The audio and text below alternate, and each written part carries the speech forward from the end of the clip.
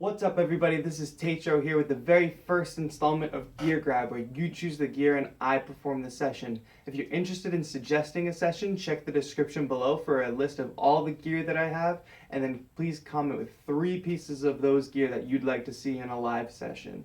This week's suggestion came from 2 comments actually that suggested Launchkey Mini, voice, and electric guitar. Hope you like it, and be sure to stick around after so I can talk about the process, the struggles of working with this gear, and also some things I really liked about the setup. Check it out.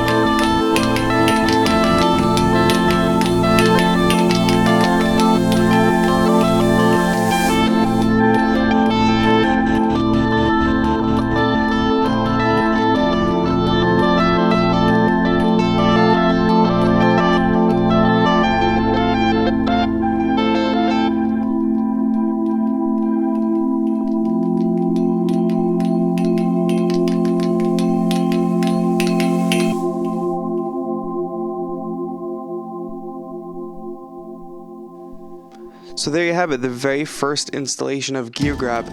I was kind of surprised that the first one included 2 acoustic instruments, voice and guitar, and only 1 MIDI controller.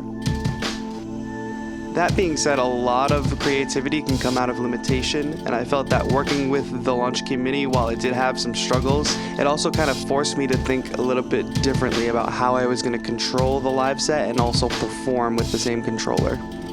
One rule of thumb in performing electronic music is to touch the laptop as little as possible. So on the Launchkey Mini, the track scroll arrows help you go between different MIDI tracks. Convenient feature of this is that it will arm MIDI tracks as you go, but if you notice as I'm selecting the 2 audio tracks, it does not arm them. So what you'll notice is that I mapped the record arm buttons for those audio tracks to 2 pads on the controller.